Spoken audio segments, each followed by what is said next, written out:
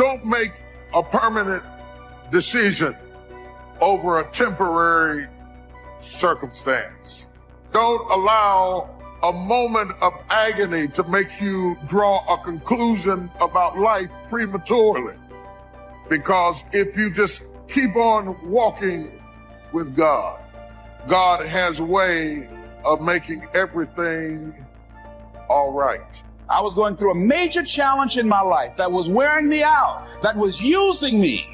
And one of my students told me in a class that I was teaching, Lessons in Truth, she said, Les, until you handle it with grace, it will stay in your face. And it stayed there a long time. Are you going through it or are you growing through it? Are you bigger and better because of it? Because it's not going to leave you until you grow through it. Are you learning anything, or are you doing it over and over and over again? Insanity is doing the same thing in the same way, expecting a different outcome. I find so many passive Christians who have been taught the type of faith that anesthetizes your dream, originally given to us as a tranquilizer to make us content for heaven while others possess earth. My faith is a radical faith. It's not a passive faith. It's not an indifferent faith. It's not a faith that will take down on what the scriptures has promised me. You can't just sit on your couch and wait on the Lord. Can I tell you, you cannot sit on your couch and wait on the Lord. Life will pass you by. You're not waiting on the Lord. The Lord is waiting on you. The next thing that is important is that expect things to get better for you, because they are. See, life is cyclic. Whatever experience you're having right now, it has not come to stay. It has come to pass. Not to stay, just to pass. It's just going through. The biggest challenge is to know what's happening. This is a part of this thing we call life. This too shall pass. And maintaining perspective, putting it in perspective. How do we get stuck? A friend of mine working on a job, loved the company very much, expected to retire there. And one day they called him in the office, asked him for his badge and identification, told him he was fired and he had to leave then. He was devastated. And if you came anywhere near him, he will tell you his story. As we all have stories. Even when he got a job, he went on the job telling anybody who would listen how they fired him unjustly. And he always ended with, it wasn't fair. Life isn't fair. It's not fair that birds eat worms, and they do. Don't deviate. Don't procrastinate. Don't become frustrated. All you have to do to win this battle is stay on track. Where there's a will, there's a way. In fact, we are often tormented by vision because a visionary sees what shall be. Means that you can't get to the destination just because you want it, just because you saw it, just because you like it, just because you need it. You know, when you go into a service station to get gas, you don't go in there and just start pumping. When you push the lever up, it clears the previous bill. By the same token, if you want to begin to move, you got to clear your mind of all the unnecessary luggage and baggage that's weighing us down. All of us have experienced some tragedy, and if we haven't, we will. Sometimes your life will be in a slump, and you can either let it destroy your life or you can build upon it. I'm not going to let this destroy. You can permit it to let it hold you down, or you can decide, I'm not going to let that happen to me. I'm bigger than this. I don't care how good you are. I don't care how talented you are. I don't care how much you work on yourself. There are some times when things aren't going to go right. There are times when anything that can happen will happen. Make a declaration to yourself. Declare all out war that you're going to get out of this rut. I suggest to you that if you are facing a challenge, don't stop. Stay busy. Work your plan. Continue to do those things that you know that work for you after you have evaluated yourself in the situation. Sometimes you have to back up and go within and pray and meditate and recharge your batteries. Go away, clear your head, and then come back and look at it from a different vantage point. You've got to focus on you. And as you convince you, as you sell yourself every day, you will begin to see a difference in the things that you're doing. selling yourself on your ability to perform a job, to achieve a certain objective, telling yourself every day, here I go again, and I got what it takes. This is my day, and nothing out here is going to stop me. And when you go out there in life, say, come over here. Say it again. Well, I'll be back tomorrow. That brings me to the next thing. It takes courage to act. Part of being hungry when you've been defeated, it takes courage to start over again. I used to do door-to-door sales, and I was working with another friend of mine. And door-to-door sales, I mean, it's punishing. It's cruel and unusual punishment. And I was a little boy knocking on the door. Hello, would you like to buy a nice working television set? No money down? No! Bam! They slammed the door in your face. And the friend of mine that was working with me, they slammed the door in his face, and I looked back, and he was going to the car. He said, I can't do this. And he sat down in the car, and he said, you go ahead, I'll be here when you get back. Now, he had a mother and father to take care of him. My mother was ill. I am adopted. I was hungry. I had to go on. I learned something about myself. That when you step into your fears, somebody said, it was Winston Churchill, he said that courage is going from failure to failure without losing enthusiasm. When you step into your fears and continue to push yourself to go on, something happens for you. It will enable you to transcend yourself. I went to the next store. You like to buy a nice working television? No! Bam! Went to the next one. No! Bam! After a while, I no longer took it personal.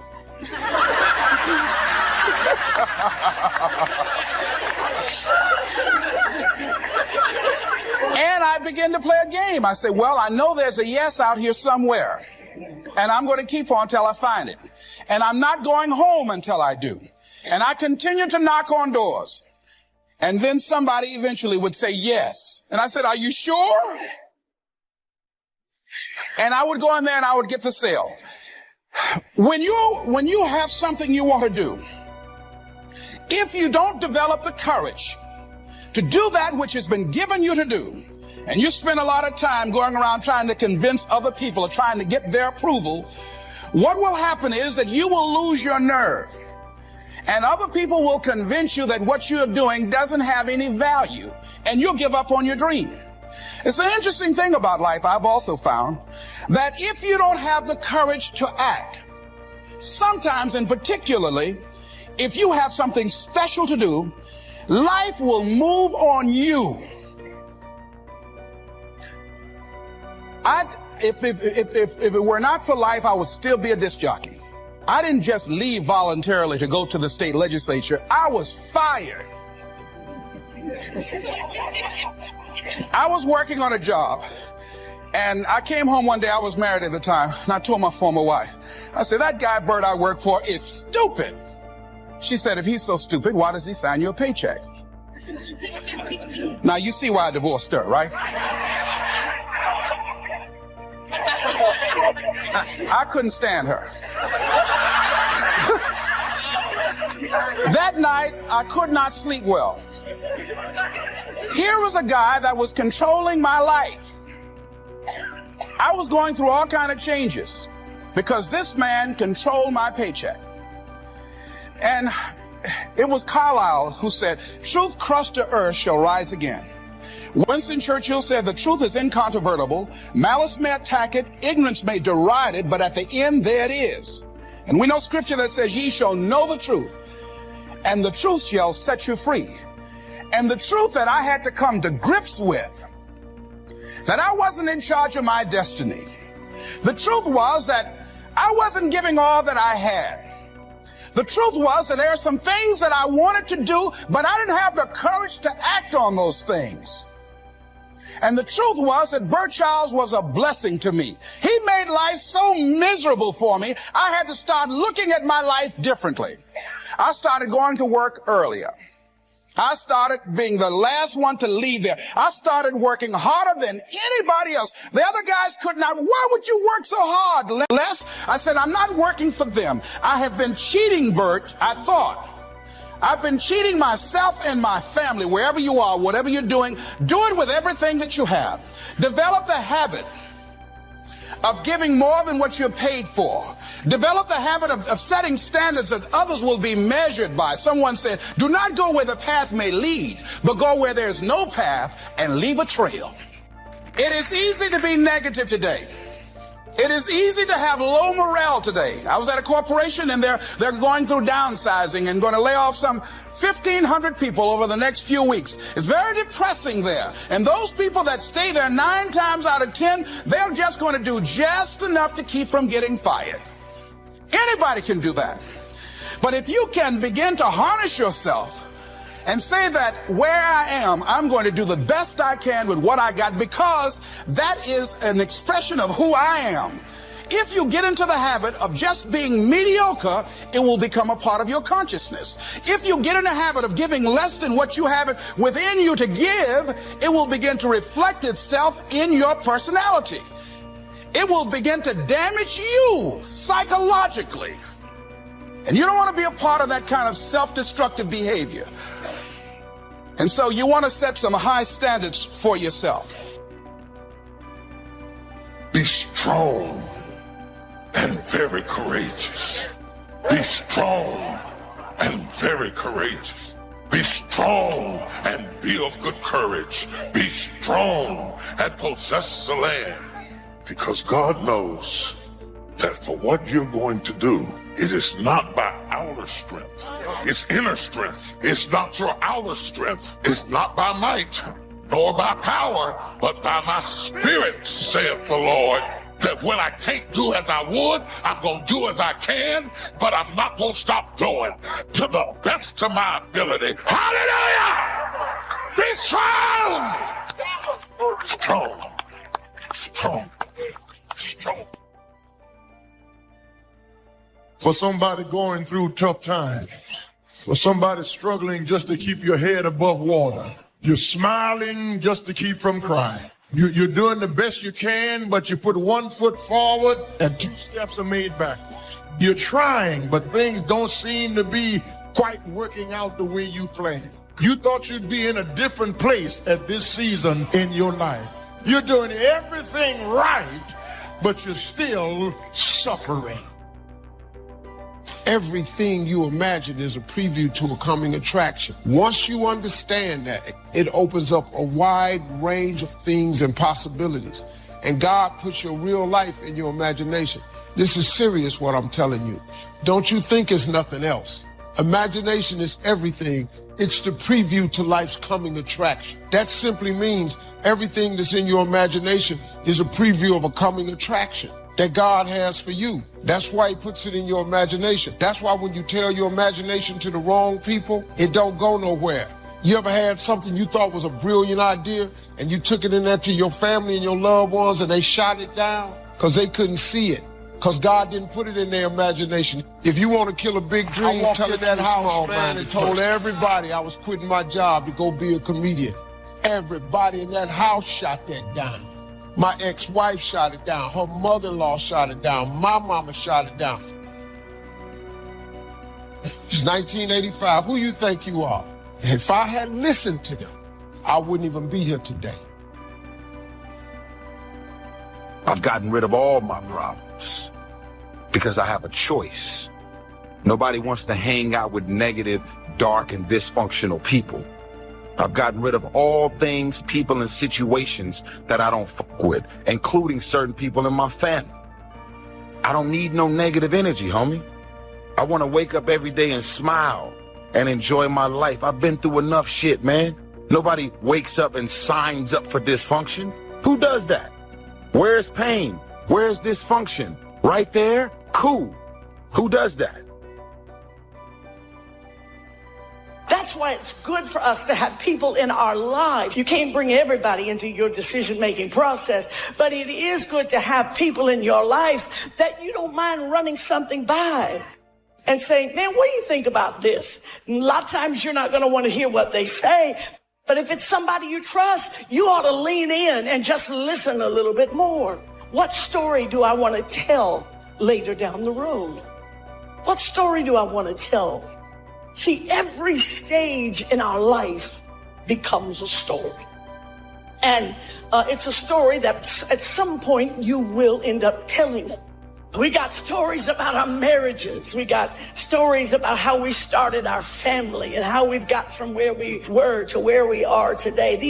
Those are all life events. And eventually those life events become a part of your life's story. And so we have to remember that the decisions that we make today will be a part of our life story tomorrow. So as you're making the decision, you got to ask yourself, what story do I want to tell a little bit later down the road? And if what you're doing does not line up with what you think you want to tell a little bit later, then you might want to rethink what you are doing. Worry will make you weak. Living stressed out will make you old, give you wrinkles, take your passion. Being bitter, angry, resentful will shorten your life. Proverbs says a relaxed attitude lengthens life. You can be 80 years old and young at heart. Your spirit never ages. Good intentions are worthless. Worthless, folks. When are you going to fall out of love with good intentions?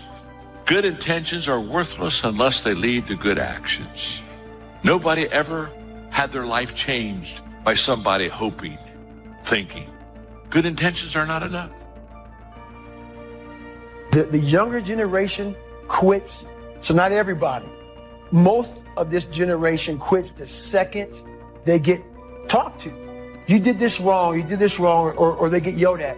It's so easy to be great nowadays because most people are weak. It's more important for us not only to embody that peace and feel it, but then to demonstrate it. And when we begin to demonstrate it, I think we give people permission to do the same. That means that we can't be preaching peace and then be stuck in traffic and, flipping people off or arguing with your coworker. You don't get to stand up for peace if you have conflict in your life. So when we start that self-contemplative process of looking within, and instead of judging someone or something, look to see if there's an aspect of ourselves within that person or within that situation that we may need to change. And if we're all doing that at the same time, something greater, a greater consciousness is going to emerge. And so I believe that it should never be about a person. It should be about principles. And when we stand up for principles, that creates community. Because you could be one belief or another belief, but if you're sharing the same principles, which are joy and freedom and cooperation and connection, that's what builds communities. This is a softened generation. So if you have any mental toughness, any ability, if you have any fraction of self-discipline, the ability to not want to do it but still do it. People have a hard thing understand. I hate to run. And what makes me so crazy, people go, well, why do you run if you hate it? What are you talking about? I don't want to take showers and eat either. I hate that too. That's life, man. It wasn't until I changed that mentality that I became somebody. I hated going to school. So guess what? I was dumb as shit. But if you can get through to doing things that you hate to do, on the other side is greatness. That's what people understand. By me running, I am callous in my mind. I'm not training for a race. I'm training for life. I'm training for the time when I get that 2 o'clock in the morning call that my mom is dead. I don't fall apart. I'm training my mind and my body and my spirit so it's all one, so I can handle what life is going to throw at me. Because the life I've lived, it throws a whole bunch at you. And if you're not physically and mentally prepared for that, you're just going to crumble and you're good for nobody. And believe me, you too will undoubtedly go through half a dozen different methods over the years. As you continue to grow and develop, you will soon discover that last year's systems won't likely meet this year's needs. You see, one of the keys to success is flexibility. we must always be on the search for more effective methods to facilitate and accommodate new ideas. And here's the little short list on the ant philosophy. Number 1, ants never quit. If an ant is headed somewhere and you stop him, he'll start looking for another way. How long will he look? Till he finds it, poor kitty guy. One way or the other, he'll find it. Just never quit like an ant. Here's the next part of the ant philosophy. Ants think winter all summer. You got to think negative when it's fun and not be disillusioned. That's why ants always seem to be in a hurry, because they're thinking winter, hurry, hurry, hurry. So you must think negative when it's fun. You must think winter when it's summer. Here's some of the best advice. Don't build your house on the sand in the summer. Why? Be given that advice, because it's easy to get faked out in the summer. Right? Blue sky, fleecy clouds, nice weather, so you build your house on the sand. You say, no, you must not be faked out when it's nice. You must think storm in the summer and not get faked out. Now you'll look for a rock on which to build your house. Now you're going to be safe. So you can't think nice when it's nice. You've got to think storm when it's nice. And if you haven't been through one of those storms, you've got to find somebody and say, have you been through one of those storms? Scare me to death. You will, please. So I will not be faked out here, and I will keep searching. Not to quickly build on the sand, because it's nice. The seasons are going to come and change. And if you're not educated to that degree, now you suffer a great loss. So the ant thinks winter in the summer. Another challenging area in terms of nurturing and developing that hunger in yourself is learning the art of becoming single-minded. Learning how to concentrate. Learning how to focus in. And you'll be surprised at the things that you're able to do. When you learn how to block things out, when you learn how to keep thine eyes single, you'll be surprised at the ideas that will come to you, of the people that you'll be able to attract, of the opportunities that you'll be able to see. You'll begin to see things that have been standing there looking you in the face and say, I can't believe this has been here all this time. Here's a habit that I do. Maybe it might be of some value to you. I get up in the morning and I start writing what great ideas that I can think of today that can improve me and that will enable me to reach my goal. And I just let my mind flow. Sometimes I write 15, 20 ideas. Some days it's more difficult than others. One idea can change your life. One idea can turn your life around. Deciding that you're going to focus to develop your skills. The guy was the new owner of a baseball team that was in the basement of the league when he took it over. He went to the picture and he said, what is your best throw? He said, well, I got a good curveball and I've got a good fastball. And he went on talking about his different throws. He said, but tell me this, what is your best throw? He thought for a moment. He said, I've got a good fastball. He said, that's all I want you to work on. Nothing else. Just develop your fastball. The next year, they went to the World Series. Most people don't know where their fastball is. Most people go through life never discovering what their talents are. Most people never develop their talents. They have skills and abilities, but if you don't nurture them, if you don't develop them, they will never serve you. Your gifts can take you many places if you develop your gifts. Most of us don't like to do those things that come easy to us. I've always loved to talk to people. I decided, taking this advice, to develop my skills as a speaker. And my gift has developed and it's taken me many places. You have something that you brought to the universe. And that if you decide that my life deserves my developing this, what I do well, and becoming the best at it and mastering myself and seeing what I have within me, if you decide to drop your buckets where you are and develop your gifts, I grant you, you'll never, ever be without. I grant you that your gifts will take you places that will literally amaze you. I grant you that if you begin to work to develop your gifts, You'll develop a strong sense of happiness. You'll get a larger vision of yourself, because part of beginning to get a larger vision of yourself, all of us need some area of our lives where we can have a feeling of competence. That people know when they think about this area, that's something you do. That you eat and sleep that. And that you do that. You do that. And people know it. And you know it. And you know that you know this. If you don't know anything else, you know this. Can you tell I know what I'm doing? Oh, hello. You know this. So you've got to work on it. When other folk are having a good time, you've got to have the strength of character to concentrate, to read, to digest information. If you decide in any particular area that you're concerned about, to make a conscious, deliberate, determined effort to read one book a month in that area, in 5 years, you'll be among the top 5% experts in the world. I read a minimum of 2 books a week. The average American reads only 1 book a year.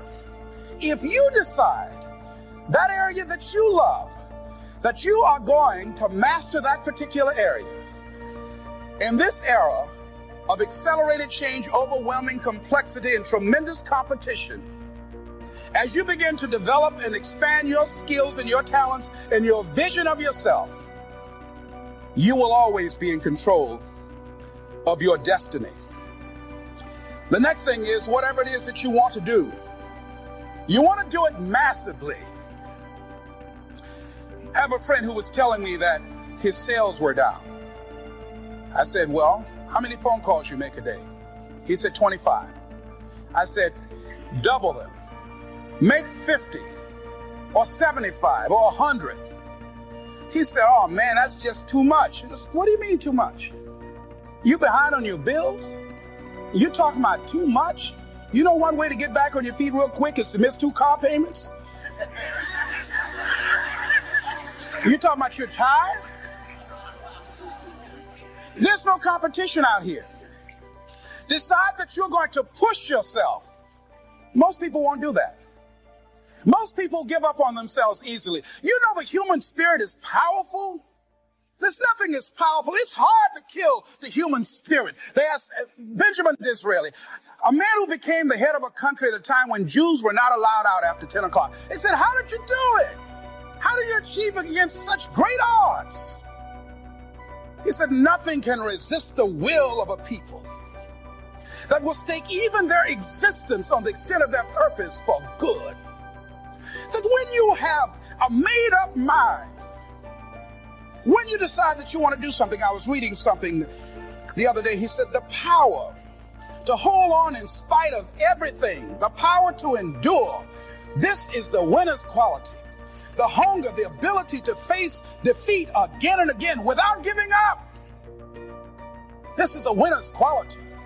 You have that quality within you. When you're hungry, you don't care about the facts. You don't care about the odds. Doug Williams played for the Washington Redskins, quarterback. John Elway of the Denver Broncos in the Super Bowl. Everybody was talking about Elway. After the Super Bowl, when Doug Williams made a historic passing game, they asked him, said, how were you able, in spite of all of the negative publicity saying that you couldn't win, how did you do it? He said, I ignored my critics. I just didn't pay any attention to them. I ignored myself because they kept on saying it so much. There were times I doubted whether or not I can do what I needed to do. There's a Doug Williams in everybody here. There's greatness in you. And you've got to learn how to tune out the critics outside and the critic inside. And says, I'm going to do this. I'm going to harness my will. And I'm not going to let anything stop me. I deserve this. I'm going to do it until. And this friend, I told him, said, start increasing your calls. I said, I make 100 calls a day. I got a callus in my ear. My ear kind of dark. You can't see it, but it's there.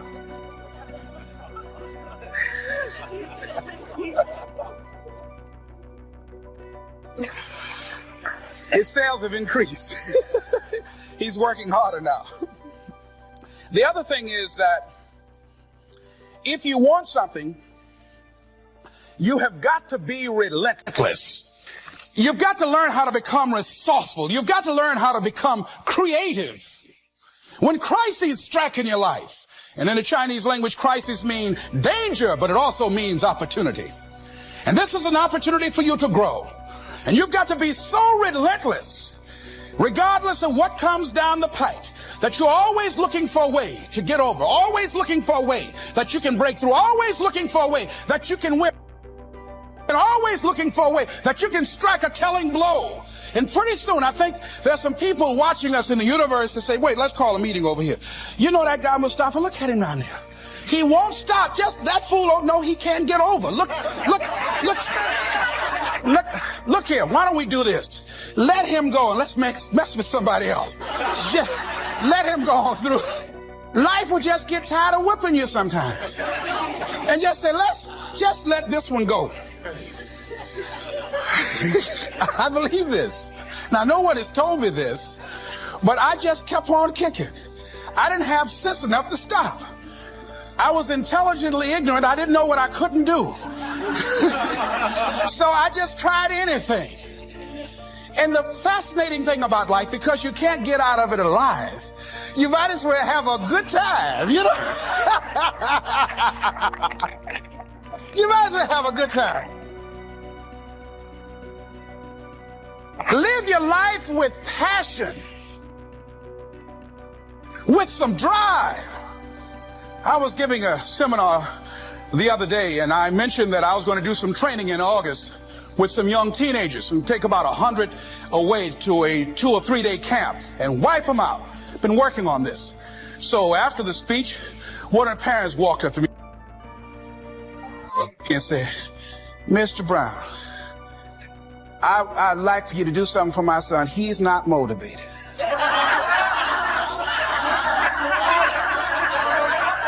I said, I wonder why.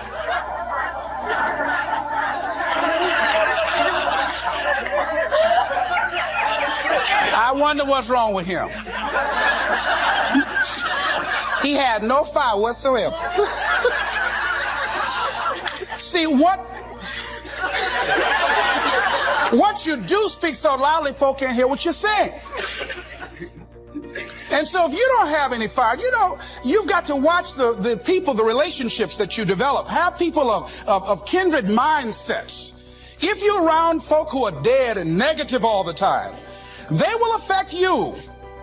You want people that are around you that have smiles on their faces, looking good. I was telling a group last week, Abraham Lincoln refused to hire a guy because of his face. They said, but the guy can't help it. He said, anybody over 30 is